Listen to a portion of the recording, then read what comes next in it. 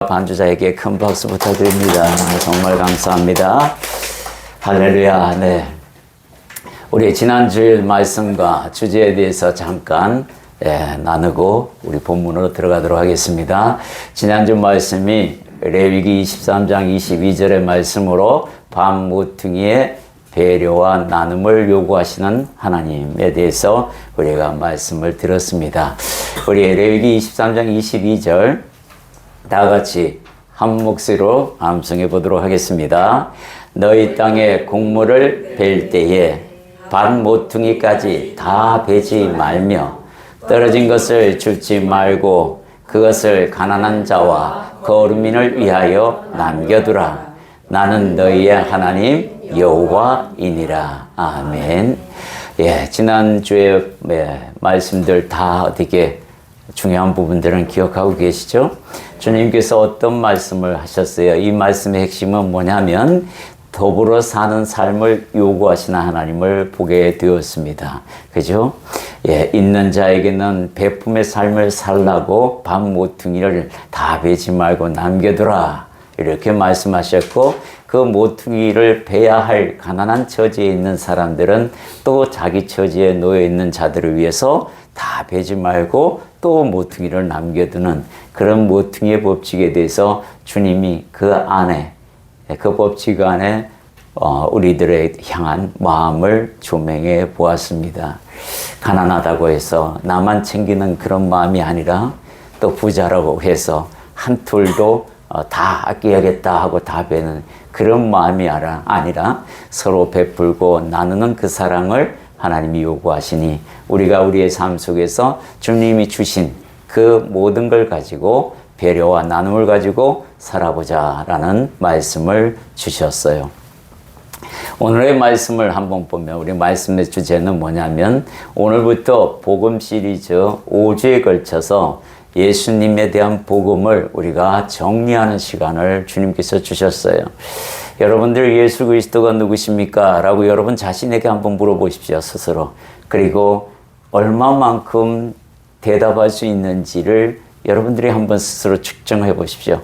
그러면 아마 내가 가지고 있는 복음, 막연하게 예수님에 대해서 다 안다고 생각하고 성경 읽을 때마다 그때마다 깨닫고 다 이해가 되는데 실상 내 입으로 토하여 이야기하자 하면 실상 몇 줄 안 나옵니다. 이게 우리의 실상이라는 거예요.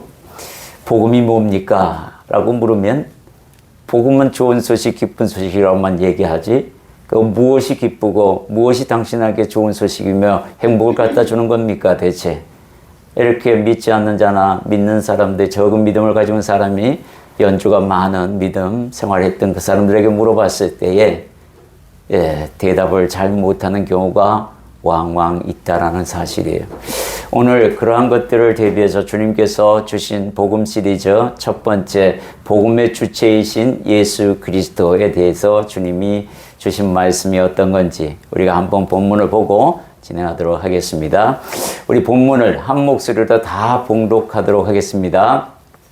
예수 그리스도의 종 바울은 사도로 부르심을 받아 하나님의 복음을 위하여 택정함을 입었으니 이 복음은 하나님이 선지자들을 통하여 그의 아들에 관하여 성경에 미리 약속하신 것이라. 그의 아들에 관하여 말하면 육신으로는 다윗의 혈통에서 나셨고 성결의 영으로는 죽은 자를 가운데서 부활하사 능력으로 하나님의 아들로 선포되셨으니 곧 우리 주 예수 그리스도시니라. 그로 말미암아 우리가 은혜의 사도와 직분을 받아 그의 이름을 위하여 모든 이방인 중에서 믿어서 순종하여 너희도 그들 중에서 예수 그리스도의 것으로 부르심을 받은 자니라. 아멘. 여기 보면 복음에 대한 부분들이 예수님이 주체이신 것을 분명하게 드러내죠. 그 의미는 우리가 흔히 알다시피 기쁜 소식, 굿뉴스라고 이야기합니다. 그죠? 그리고 좋은 소식이라고 이야기합니다. 행복한 소식이라고 이야기합니다. 무엇이 내게 그리 좋고 그리 기쁜 소식이며 그렇게 행복하게 만드는가 라는 부분에 있어서 우리가 삶 속에서 실제로 경험하느냐 하면 믿음을 가지고 교회 생활을 한다는 사람을 지켜봤을 때에 그냥 복음은 복음일 뿐 나의 삶과는 전혀 관계없는 삶을 정말 많이 살아갑니다. 이런 부분에 있어서 복음이라는 것은 하나님의 말씀이 내 안에서 좌우의 날성검이 돼서 나의 육체의 못난 자들을 다 찔러 쪼겨 심령고스를 다 찔러 쪼개서 새롭게 만드는 그런 능력이 있어야 하는데 그런 능력이 왜 안 나타나느냐라는 부분들이 있어요. 그래서 복음은 가장 기본적인 게 뭐예요? 타락하여서 하나님을 떠난 인생을 다시 하나님께로 인도하는 것이에요. 그 길이 열렸고 그 문이 열렸다라는 뜻을 가지고 있습니다. 하나님 아들이 되신 예수 그리스도를 이 땅에 보내셨다라는 겁니다. 우리가 하나님이란 존재를 모릅니다. 보지 않으니 모르잖아요. 여러분 봤습니까? 안 보이잖아요. 그런데 우리가 그 하나님을 보이지 않는 하나님을 믿습니다. 누굴 통해서? 예수 그리스도를 통해서 봐야 하는 거예요. 하나님의 아들로 오신 예수 그리스도, 이게 엄청난 좋은 소식이라는 것이 내 삶에 적용되어야 한다라는 겁니다. 그것은 살아가면서 믿음으로 느낄 수 있다고 길을 열어 놓았습니다. 그리고 그 구원의 문, 사람은 다 죽습니다. 아무리 많이 사는 거북이도 죽어요. 언젠가는 다 죽는 그런 사망의 왕노를 하는 세상에서 살고 있는데 이 이후의 세계는 과연 있는 것인가 없는 것인가? 그것을 보는 눈이 바로 믿음이라는 것이고 그것을 보게 하는 눈이 바로 예수 그리스도를 아는 지혜라는 거예요. 그래서 오늘 그 지혜에 대하여 우리가 함께 말씀을 나누고자 합니다. 첫 번째, 복음의 주체이신 예수 그리스도는 누구인가? 오늘 본문에 보면 육신으로는 하고 로마서 1장 3절 우리가 방금 읽었어요. 그의 아들에 관하여 말하면 육신으로는 다윗의 혈통에서 나셨고, 이 다윗의 혈통에서 났다는 이 말씀은 똑같이 우리가 우리의 육체를 가지고 태어나신 하나님의 아들이시다라는 것을 믿으라라는 겁니다. 마태복음 1장 1절에 보면 아브라함과 다윗의 자손 예수 그리스도의 계보라라고 선언합니다. 물론 마태가 유대인을 대상으로 복음서를 썼지만 하나님께서 약속하신 그 약속이 아브라함과 다윗의 혈통으로 내 아들 예수 그리스도를 이 땅에 보내겠다라고 약속하신 그 언약이 이루어졌다라고 분명하게 우리에게 선포하는 거예요. 이 인성, 이것을 인성이라 하는데 이 인성에 대해서 무지하면 믿음은 결코 옳은 믿음이 될 수가 없다는 겁니다. 육신으로 오신, 인성으로 오신 예수 그리스도를 인정하라. 그것은 즉 구약에서 약속하신 그 약속이 이루어졌다라는 것을 함께 믿음으로 가지고 가는 겁니다. 두 번째는 뭐냐면 성결의 영으로 오셨다라는 거예요. 로마서 1장 4절 우리가 방금 읽었죠. 성결의 영으로는 죽은 자들 가운데서 부활하사 능력으로 하나님의 아들로 선포되셨으니 곧 우리 주 예수 그리스도시니라. 분명하게 이 부분이 성결의 영으로 오셨다라는 이 부분을 여러분들이 믿어야 합니다. 이건 신성에 대한 부분이에요. 그래서 예수님은 우리와 다르게 우리는 인성만 가지고 있지만 예수님은 인성과 신성을 동시에 다 가지고 태어나셨다라는 거예요. 그래서 그것을 네가 믿느냐? 그래서 이단의 기준도 이것을 가지고 합니다. 둘 중에 어느 거 하나라도 부정하면 이단으로 적그리스도로 주님께서 선포하십니다.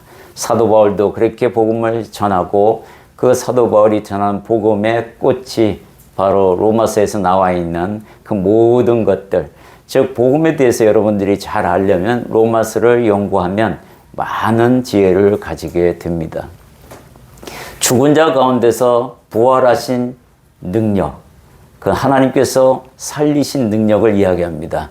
그렇기 때문에 소망이 있는 거예요. 천국에 대한 소망을 기독교인들이 가질 수 있는 것은 예수 그리스도께서 사망 권세를 이기고 하나님의 아들로서 부활하신 그것을 믿음으로 말미암아 그 부활하신 예수 그리스도의 영이 내 안에 있음으로 말미암아 나의 영과 함께 마지막 때에 부활시키신다라는 그 믿음이 함께 가는 겁니다.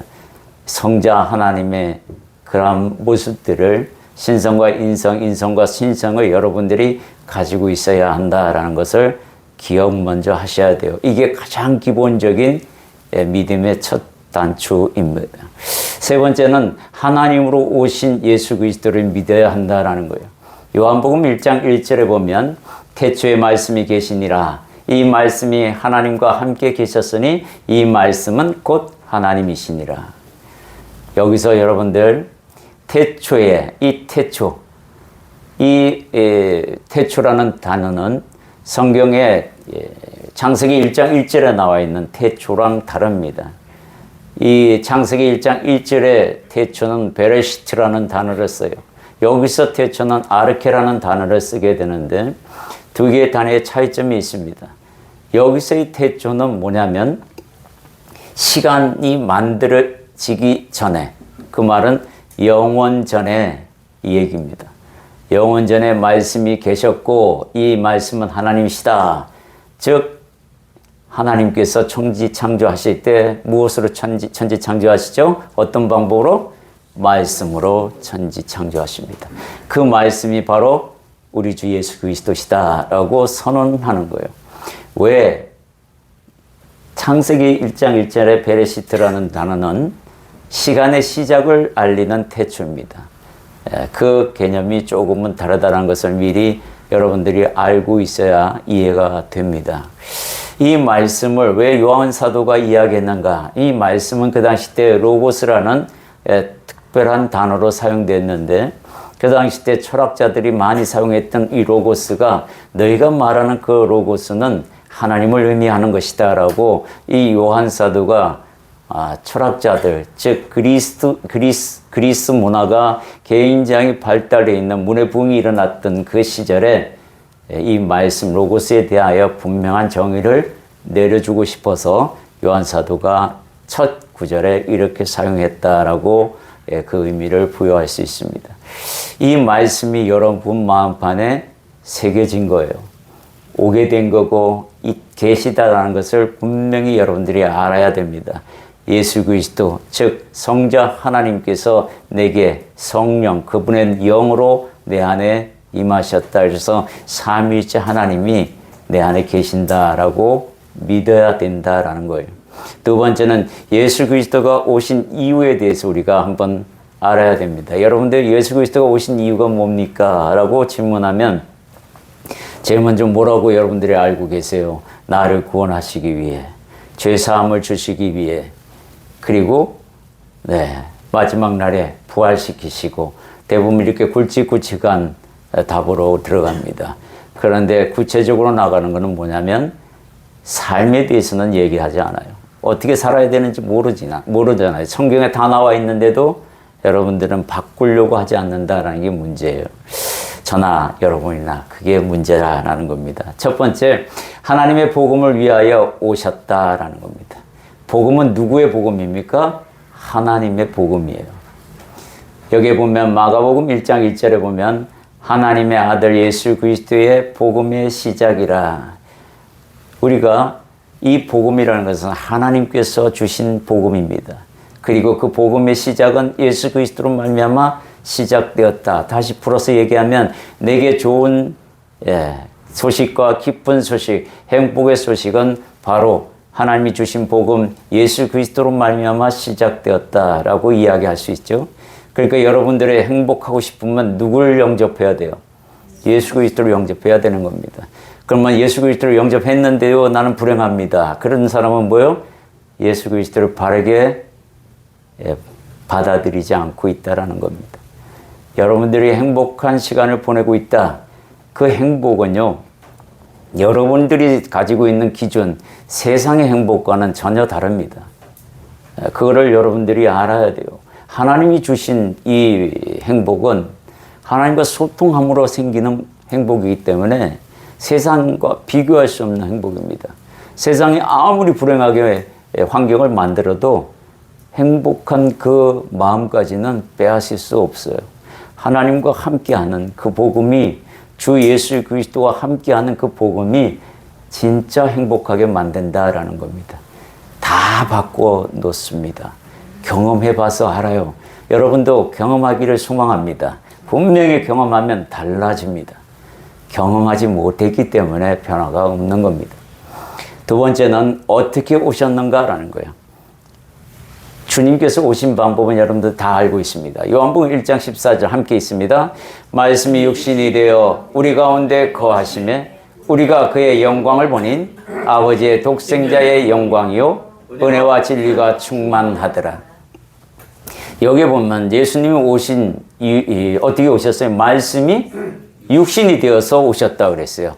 그러니까 하나님께서, 성부와 하나님께서 말씀을 이 마리아에게 잉태하라고 명령했을 때 성자 하나님이 사람의 육체 안에 들어가 아이의 모습으로 잉태하여 그의 육신으로 바뀌어 나왔다라는 그런 해석이잖아요. 그죠?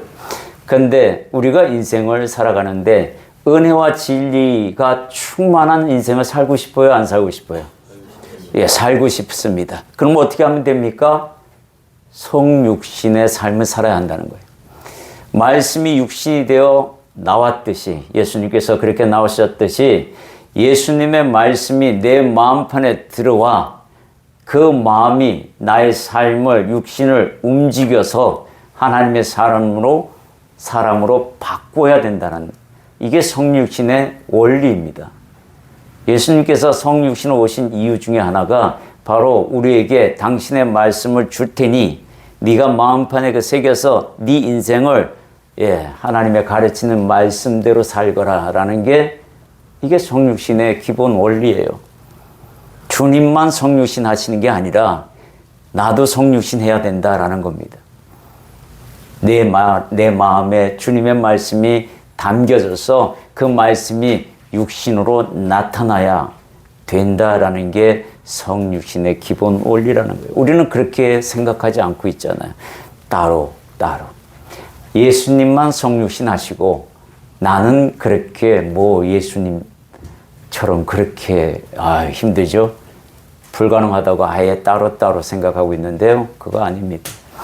여러분들이 성육신하는 삶을 살라 그러면 어떻게 해야 돼요? 말씀을 정확하게 알아야 되는 게 우선입니다. 두 번째는 뭐냐면 하나님의 마음과 뜻을 그 말씀 속에서 캐치할 수 있어야 돼요. 이거 없으면 안 됩니다. 이거 없으면 다 넘어져요. 누가 이런 말 하면 걸로 확 넘어가고, 누가 또 저런 말 하면 절로 쏙 넘어가고, 이가 갈대와 같은 신앙은 안 됩니다. 성육신은 바르게 알고, 바르게 믿고, 바르게 행동하는 거예요. 그 바르게는 하나님 마음과 뜻대로 그렇게 알아가서 그렇게 행하는 것이다 라는 것입니다. 다시 한번 더 오시는 이유에 대해서 더 디테일하게 이야기해 보도록 하겠습니다. 첫 번째는 세상 죄를 지고 가는 어린 양으로 오셨다라는 거예요. 세상 죄를 지고 가는, 여러분들이 가장 잘 알고 있는 오신 이유 중에 하나입니다. 나의 죄를 포함해서 세상 죄를 다 지고 가시는 하나님의 어린 양으로 기록하고 있습니다. 요한 사도가 이렇게 말씀하셨죠. 이튿날 요한이 예수께서 자기에게 나오심을 보고 이르되 보라, 세상 죄를 지고 가는 하나님의 어린 양이로다. 세례 요한은 예수님의 오심을 준비한 사람입니다. 정확하게 그가 영안의 눈으로 예수님이 누군지를 분명히 알았어요. 구약의 제물로 어린 양이 많이 죽었습니다. 그 어린 양, 죄를 지고 가는 어린 양이라고 합니다. 예수님은 죄가 있어요, 없어요? 없이 태어났습니다. 흠도 없는 분으로 태어났어요. 제물이 되려면 흠도 없고 죄가 없어야 돼요. 근데 이 땅에서 그런 존재를 찾을 수 있어요, 없어요? 없잖아요. 그러니까 하나님께서 오신 거예요, 직접. 성자 하나님께서 내려오셔서 죄 없이 흠 없는 제물로 오셨는데, 세상 죄를 지고 가는, 나의 죄까지 포함해서 이 죄가 적용되었다. 죄의 삭선 사망이라고 합니다. 죄 없는 분이 오셨는데 그분이 죽을 이유가 전혀 없는데 죽었다라는 얘기는 나의 죄와 세상 죄가 적용되었다는 얘기잖아요. 그래서 구원자로서 구세주로서 그 역할을 분명하게 우리에게 보여주셨고, 한 사람이 대표로 죽었기 때문에 모든 사람이 죄사함을 받았다라고 사도 바울은 이야기합니다. 이 아사셀을 위한 양으로 오셨다라고 이야기하는데, 여러분 구약에 보면 레위기 16장 10절에 보면 함께 있습니다. 아사셀을 위하여 제비 뽑은 염소는 산채로 여호와 앞에 두었다가 그것으로 속죄하고 아사셀을 위하여 광야로 보낼지니라. 그 당시 때 구약의 이 인식은, 광야는 누가 사냐면 마귀가 사는 곳으로 인식했습니다. 물이 없는 곳에. 그래서 광야로 보내라 라는 것은 무슨 말이에요? 죄를 거기다가 다 대제사장이 안수합니다. 양의 머리에 안수해서 이 아사셀을 위해서 그 죄를 안수한, 그러니까 죄덩어리가 되죠. 안수해서 죄가 다 전가됐으니까 양에게, 그리고 그 양을 사막 깊은 데 가서 그 낭떠러지 앞에다 두고 온다는 그런 설이 있고, 그 낭떠러지에 이 양을 데리고 간 사람이 밀어서 죽게 만든다라는 설도 있습니다. 어떤 것이든 간에 양은 죽습니다. 굶어 죽든 떨어져 죽든 죽게 되는 게 원리예요. 이게 무슨 말이냐면, 예수 그리스도께서 이 땅에 오셔서 죄를 다 대속했어요. 세상 죄를 다 대속했는데 죄가 남아있으면 돼요, 안 돼요? 안 되는 겁니다. 그래서 내가 예수 그리스도를 영접했어요. 그러면 내 안에 있는 죄가 다 하나님 예수 그리스도로 말미암아 사함 받았으니 깨끗하게 거룩하게 되었다고 선포하십니다. 그런데 우리는 죄를 지어요, 안 지어요? 짓습니다. 그게 육체의 소욕이란 놈이 나를 죄를 짓게 만들어요. 그런데 이 아사셀을 위하여, 이 말은 무슨 말이냐면, 죄는 마귀에게 속해 있습니다. 그래서 우리가 가지고 있는 죄를 마귀에게 도로 돌려보낸다라는 의미가 이 아사셀을 위한 양이에요. 그래서 우리 안에는, 예수 그리스도를 영접한 우리 안에는, 여기 구약에 보면 계속해서 제사를 지낸 그 모든 백성에게는 이제 죄가 없다라는 상징적인 표현으로 죄와 가까이 하지 말라 하고 이 죄를 떠나보내는 인생을 살아라 라고 표현하는 거예요. 그러니까 예수 그리스도를 믿은 우리들은 이 인생을 살아야 하는 겁니다. 근데 이 인생을 살지 못한다라는 얘기는 아직도 내가 영적으로 예수 그리스도는 영접하였으나 자고 있다라는 뜻을 가지고 있다라는 거예요. 그러니 여러분들이나 저나 한시라도 놓쳐서는 안 됩니다. 떠 있어야 돼요. 깨어 있어야 되는 겁니다. 두 번째는 하나님과의 막힌 담을 허시기 위해 오셨다라는 겁니다. 이 부분도 여러분들이 다 알고 있습니다. 에베소서 2장 14절 함께 했습니다. 그는 우리의 화평이신지라 둘로 하나로 만드사 원수된 것 곧 중간에 막힌 담을 자기 육체로 허시고. 막힌 담은 뭐예요? 주님과 나의 사이에 막힌 담. 그건 뭡니까? 죄잖아요. 그 죄의 담을 다 육체로 주님께서 허셨대요. 이제는 뭐예요? 하나가 되어버렸습니다. 그 개념을 가지고 말하는 게 뭐냐면, 성소와 지성소 사이에 있던 휘장이 위로부터 아래로, 이건 무슨 말이에요? 아래서부터 위로 찢었다고 표현하면 사람이 찢은 것처럼 느껴지니까, 하나님이 찢으셨으니까 위에서부터 아래로. 이렇게 성경은 하나하나가 디테일하게 기록하고 있어요. 하나님이 찢으셨대요. 누굴 통해서? 예수 그리스도를 통해서. 그래서 지성소와 성소 사이에 막힌 그 휘장, 막힌 담이 싹 다 무너졌다. 그러니 하나가 되어버린 거예요. 지성소는 대제사장 혼자만 들어갈 수 있는 곳이었어요. 근데 이제 제사장 직분을 갖고 있는 우리들, 예수 그리스도를 영접한 그 사람들은 다 하나님과 소통할 수 있다. 죄를 다 무찌르고 없앴으니 그렇게 살아라 하고 선포하셨어요. 그런데 담을 또 쌓고 있어요, 우리가 스스로. 하나님 말씀을 뒷전으로 하고 내 자아에 열심히 순종함으로 말미암아 죄를 다시 쌓아서, 주님께서 그 막힌 담을 허셨는데 다시 쌓음으로 말미암아 하나님과 소통하지 못하는 인생이 되어버렸으니, 주님이 하신 일이 허망하게 되어버리고 마는 겁니다. 그래서 여러분이나 저나 부단히 내 자아에 순종하지 말고 하나님께서 담아주신 말씀을 순종하려고 노력해야 돼요. 마귀는요, 여러분들 보이지 않아서 있지. 하나님도 보이지 않고 마귀도 보이지 않는데 마귀는 있는 걸 아는데 하나님 계신 건 모른다. 이건 정말 어리석은 믿음입니다. 마귀를 누가 만드셨는데 타락한 천사를 누가 만드셨냐? 하나님이 만드셨어요. 처음에는 선하게 만들었는데 자기 욕심, 자기 꾀에 넘어가서 타락해서 그 자리를 떠남으로 말미암아 우리가 칭하는 마귀 사탄이 되어버린 거죠. 타락한 천사를 그렇게 부릅니다. 그런데 그거를 만드신 이는 뒷전을 하고 마귀만 무서워 덜덜덜 떠는 인생. 마귀한테 가서 무릎 꿇고 점치고 내 인생이 어떻게 되는 것인가. 이거 얼마나 하나님 편에서 보면은 바보 같은 짓입니까? 그런 자를 용서하시겠어요? 안 하시겠어요?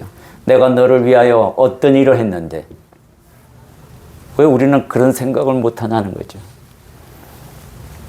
너무 가볍게 발을 움직여요. 그래서 문제가 생기는 겁니다. 주님께서 어떻게 내 인생을 아는데, 내 인생을 어떻게 바꿨는데, 그거 안다면 내 발걸음 함부로 점쟁이한 데 가는 게 아니라 점쟁이한 데 갈 바에는 성전에 가서 십자가 앞에 무릎 꿇고 당신이 나를 위해 이렇게 맡긴담을 하셨는데 나는 내 자아 때문에 다시 또 죄를 쌓아 주님이 하신 그 막힌담, 무너뜨리던 그 담을 다시 쌓고 있나이다. 회개하면서 나와야 되는 거예요.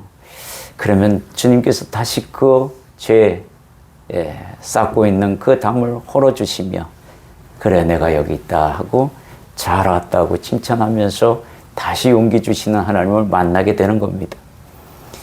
그게 진짜 믿음인 거예요. 세 번째는 진짜 중요한 것인데 잃어버린 하나님의 영광, 형상을 여러분들이 회복했다는 겁니다. 누굴 통해서? 예수님을 통해서요.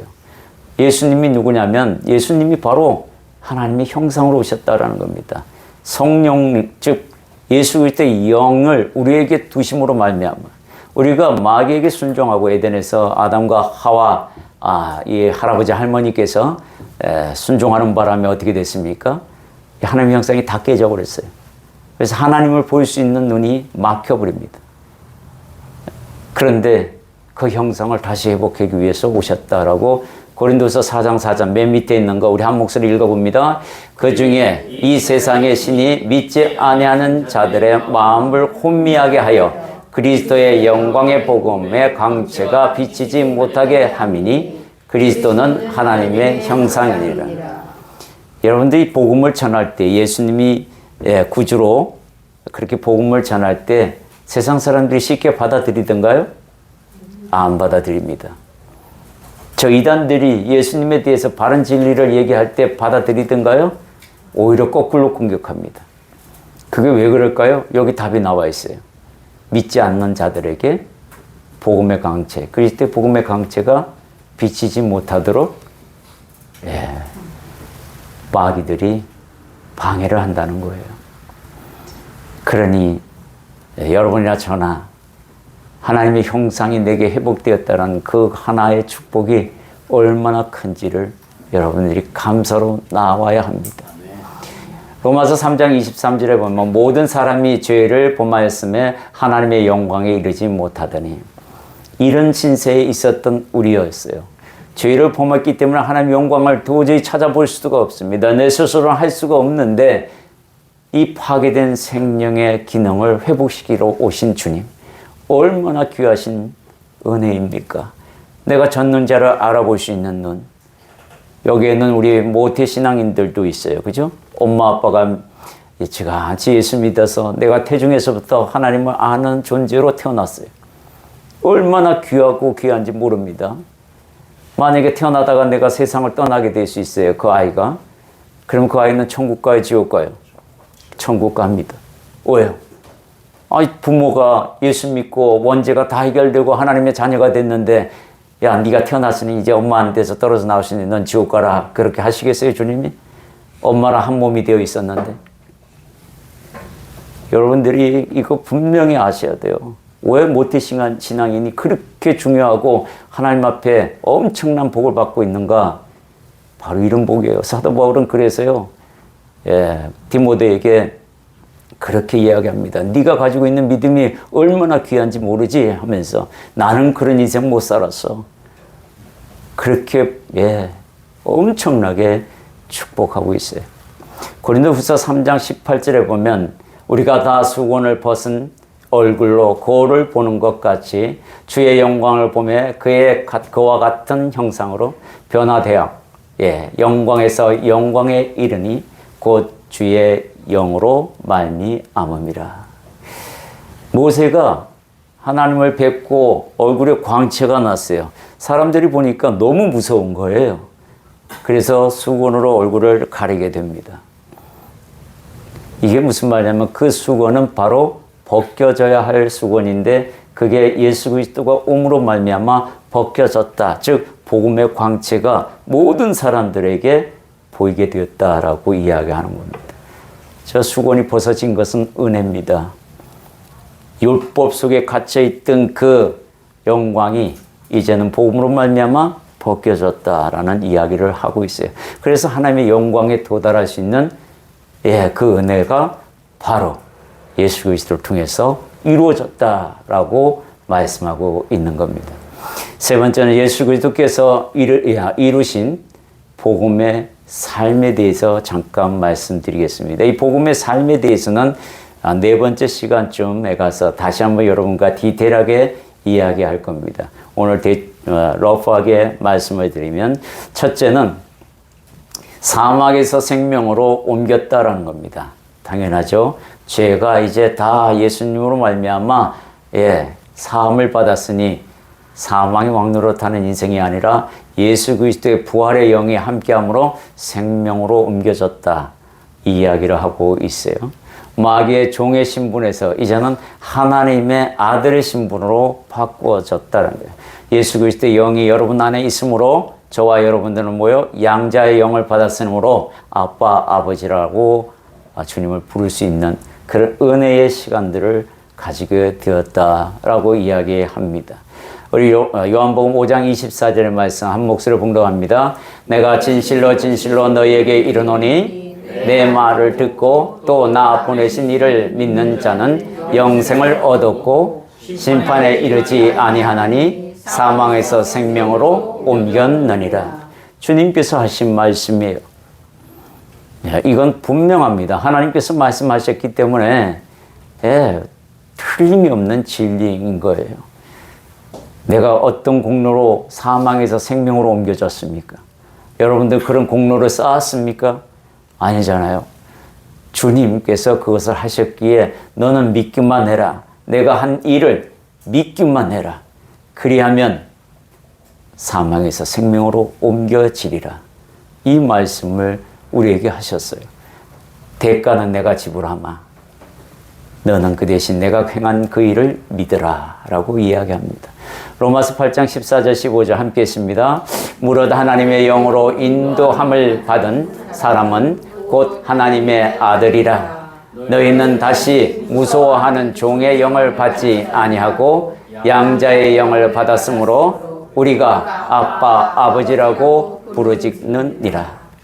여러분들 아빠 아버지라고 부르는 그 은혜가 얼마나 귀한 은혜인지 여러분 아셔야 해요. 나 같은 존재가 어디 졌는지 거룩하신 앞에 그분 앞에서 감히 전능하신 하나님을 아빠 아버지라고 나 아들 삼아 주셨다고 내 입으로 어떻게 그렇게 말할 수 있습니까? 주님의 은혜가 아니면 이렇게 할 수 없어요. 세상 사람들은 예수님이 이런 은혜를 가지고 진리를 가지고 우리 곁에 왔는데 그걸 멀리 한다는 게 너무나 슬픈 일입니다. 두 번째는 하나님의 나라의 백성으로서 삶이 시작되었다라는 거예요. 여러분 하나님의 나라의 백성입니다. 자녀라고도 합니다. 물론 여기서 종이라는 표현도 합니다. 종이라는 표현은 이 땅에서의 삶에서 백성과 종의 자녀 이 세 가지 신분을 다 가지고 살아가는 건데 종은 일꾼으로서의 표현입니다. 백성은 그분의 말씀을 듣는 태도에서 나오는 것이고 자녀는 뭐예요?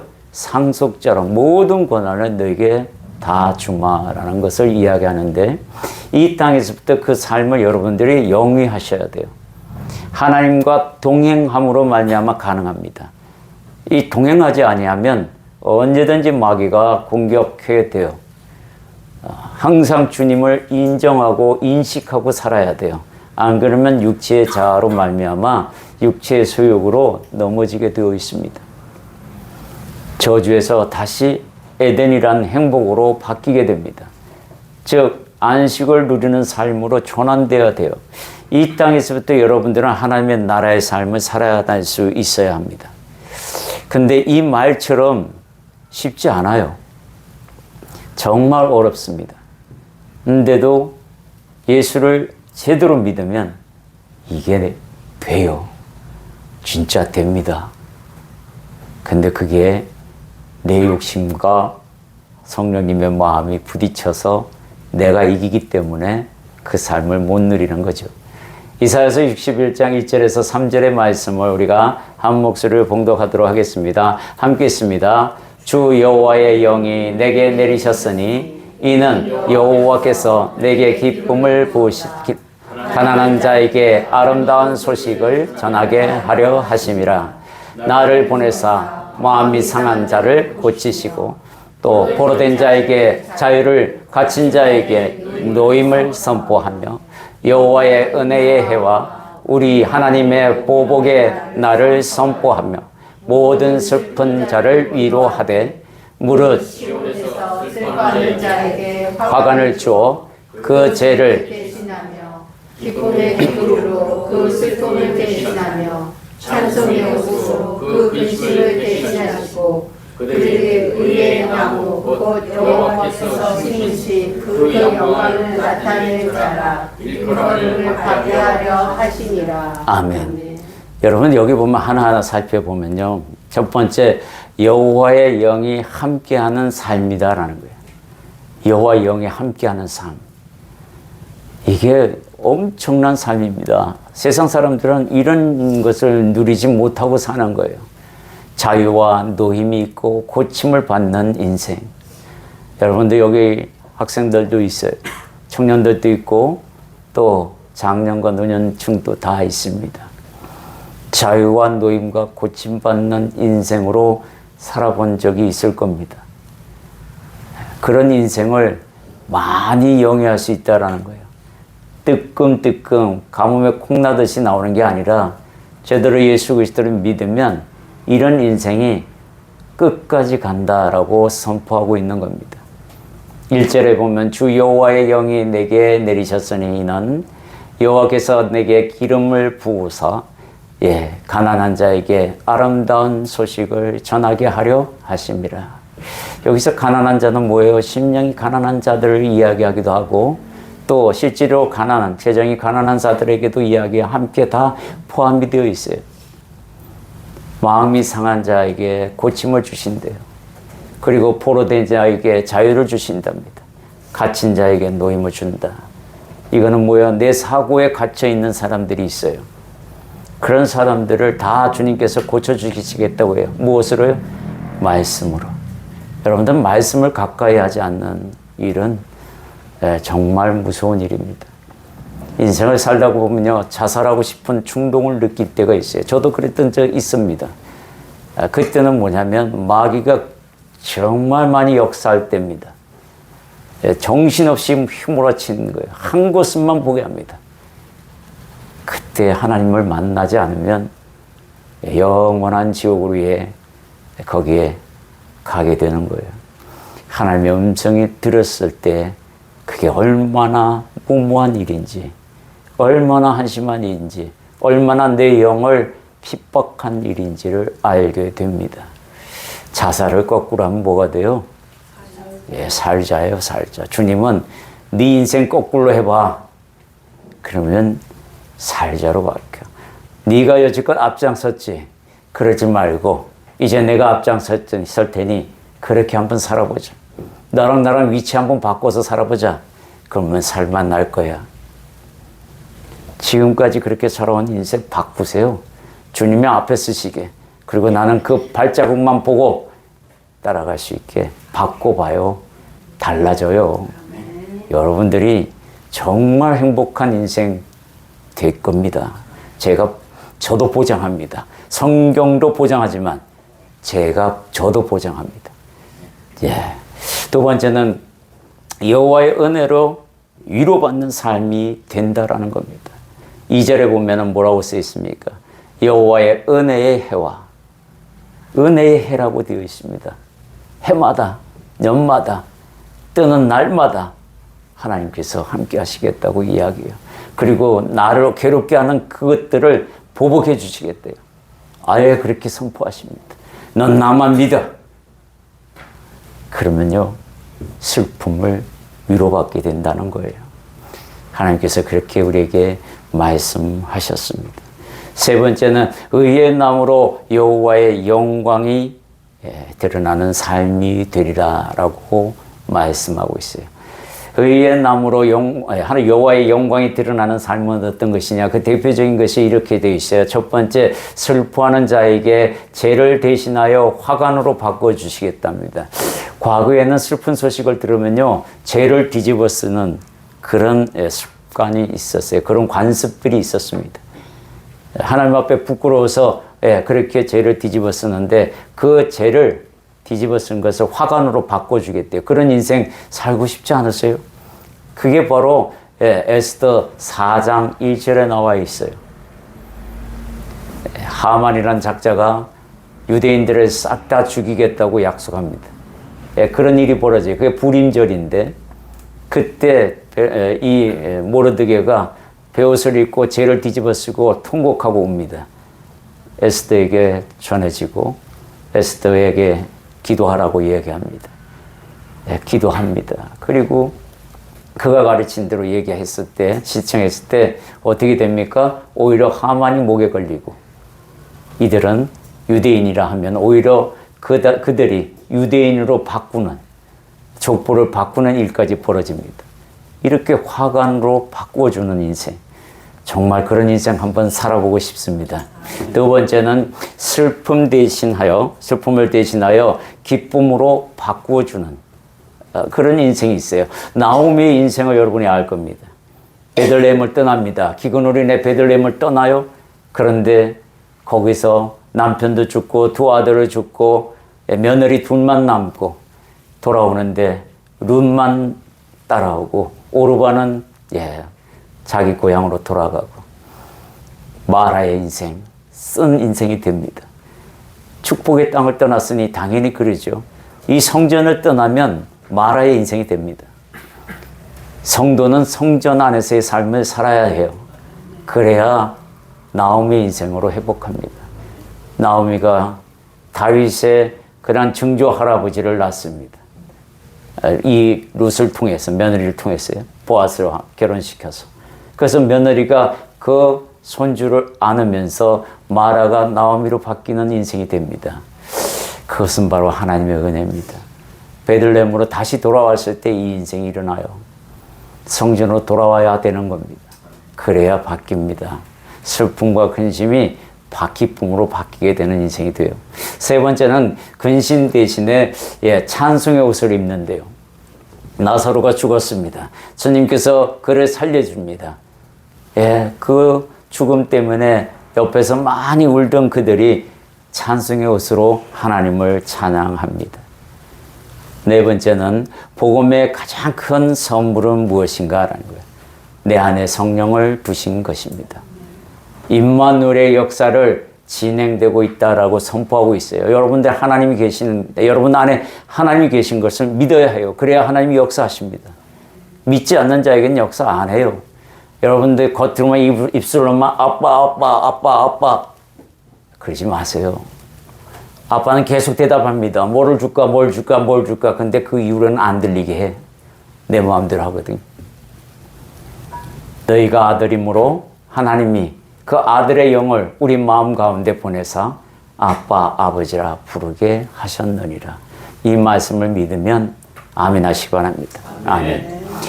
다섯 번째는 나사렛 예수 그리스도 여러분들 나사렛 예수 그리스도라는 칭함을 받습니다. 불러요. 나사렛 예수 그리스도가 무슨 의미인지 아셔야 해요. 나사렛이란 동네에서 성장하셨어요. 그죠? 그리고 예수란 이름은 뭐예요? 자기 백성을 그들의 죄에서 구원할 자이라는 뜻을 갖고 있는 이름이에요. 그리스도는 뭐예요? 기름 부음 받은 자입니다. 기름 부음을 받은 자가 세 직분이 있어요. 왕과 제사장과 선지자 세 사람입니다. 그래서 나사렛 예수 그리스도라는 얘기는 나사렛이라는 이 지명 이름은 주님께서 왜 그곳에서 성장하셨는지 알려줍니다. 바로 소외받은 곳입니다. 그 당시 때 이스라엘에서 가장 소외받은 곳이 나사렛이라는 동네입니다. 이곳에서 성장하셨다는 얘기는 이들을 대표해서 하나님이 오셨다라는 거예요. 이들을 위해서 오셨다라는 겁니다. 그래서 소외되고 마귀에게 종노릇하는 우리 인생, 그들을 구원하시기 위해서 이 나사렛이라는 동네가 그걸 대표하고 있는 거예요. 그리고 그들을, 하나님의 백성들이 가지고 있는 그 죄를 다 멸하기 위해서 오셨다. 속량시키기 위해서 오셨다. 그리고 우리들의 만왕의 왕이 되시고 또 우리들의 죄와 모든 것들을 속량시키는 제사장으로 마지막으로 뭐요? 하나님의 말씀을 우리에게 전하시려고. 그래서 나사렛 예수 그리스도 그러면 이 땅에서 소외된 마귀에게 종노릇하고 있는 우리의 신분들을 바꾸시기 위해 오신 당신의 백성들을 그들의 죄에서 그 막힌 담을, 하나님과 소통하는 그 막힌 담을 허시기 위해서 왕으로 오셨고 제사장으로 오셨고 하나님 말씀을 전한 선지자로 오셨구나라고 설명할 수 있어야 하는 겁니다. 정리해 드리겠습니다. 복음에 대해서 여러분에게 말씀을 드렸습니다. 그 의미는 기쁜 소식 혹은 좋은 소식, 행복한 소식이라고 말씀드렸어요. 무엇이 좋고 기쁜 소식인가? 그것은 바로 복음은 타락하에서 하나님을 떠난 우리를 위해 하나님의 복음이 시작되었다라는 겁니다. 그리고 하나님의 아들이신 예수 그리스도를 이 땅에 보내셨다는 사실입니다. 세 번째는 그 아들을 통해서 구원의 문이 열렸다라는 뜻을 갖고 있습니다. 두 번째 보면 복음의 주체이신 예수 그리스도는 누군가라는 말씀을 들었어요. 육신으로는 아브라함과 다윗의 혈통으로 오셨다. 성결의 영으로는 하나님의 아들로 그 신분, 즉 부활로 그 능력을 우리에게 알리셨어요. 소망을 주셨어요. 부활에 대한 소망. 예수 그리스도가 오신 이유는 뭡니까? 하나님의 복음을 위해서 오셨고 어떻게 오셨는가? 성육신으로 왔다. 성육신은 바로 말씀이 육신이 되는 건데 하나님의 말씀이 내 삶에 들어와 내가 행위로 바뀌는, 그래서 그리스도의 향기가 드러나는 삶이 되어야 한다는 것. 어떻게 세 번째는 오신 이유는 그의 이름에서 나사렛 예수 그리스도, 세상 죄를 지고 가는 그러기 위해서 오신 어린 양, 그리고 하나님과 맡겼던 담을 허시기 위해서 오셨고 잃어버린 하나님의 영광, 즉 하나님의 형상을 회복시키기 위해서 이 땅에 오셨다. 이것을 여러분들이 기억하셔야 합니다. 마지막으로 세 번째는 또 예수 그리스도께서 이루신 복음의 삶에 대해서 사망에서 생명으로, 마귀의 종의 신분에서 하나님의 아들의 신분으로 변화시켜 주셨다라는 거예요. 하나님 나라의 백성으로서 삶이 시작되었다라고 여러분에게 선포하고 계십니다. 네 번째는 복음의 가장 큰 선물은 무엇인가요? 했을 때 성령을 내 마음에 두셨다. 그래서 임마누엘의 성취가 이루어졌다라는 것입니다. 이렇게 예수님은 우리에게 오셔서 이 많은 일을 우리가 값없이 받았습니다. 그 값은 예수님이 대신 지불했다라는 겁니다. 여러분, 오늘 예수 그리스도에 대해서 많이 들었습니다. 이제 오늘 들은 이 말씀을 다시 한번 마음에 새기셔서 여러분 입으로 줄줄줄 표현되어야 되고 믿어져야 되고 나타나야 합니다. 성육신의 삶을 살아가겠다고 우리가 결단하면서 기도하도록 하겠습니다. 잠시 기도하겠습니다. 사랑의 주님, 감사드립니다. 오늘 복음의 주체로 오신 예수 그리스도, 하나님의 복음의 시작이 선포되는 예수 그리스도, 오늘 그 이름을 통하여 우리가 알았나이다. 내가 무엇을 해야 될지 이제 알았나이다.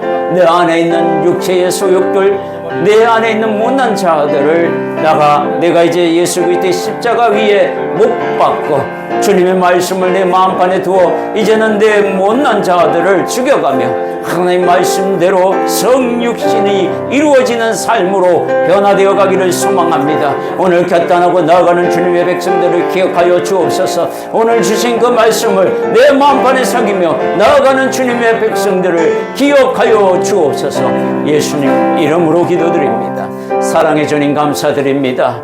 오늘 복음의 시리즈 첫 번째 시간 복음의 주체이신 예수 그리스도에 대하여 주신 말씀, 나사렛 예수 그리스도가 무슨 뜻인지 알게 하셨고 하나님께서 그 이름 안에서 역사하시며 우리에게 성육신에 대한 원리를 말씀하셨으니 말씀이 육신이 되어 이 땅에 나오신 것처럼 우리 또한 하나님의 말씀이 우리 마음판에 새겨져 우리의 삶을 변화시켜 나아가는 그런 역사가 함께 이루어지기를 소망합니다. 결단하며 나아가는 주님의 백성들을 축복하여 주옵소서. 예수님 이름으로 기도드립니다. 아멘.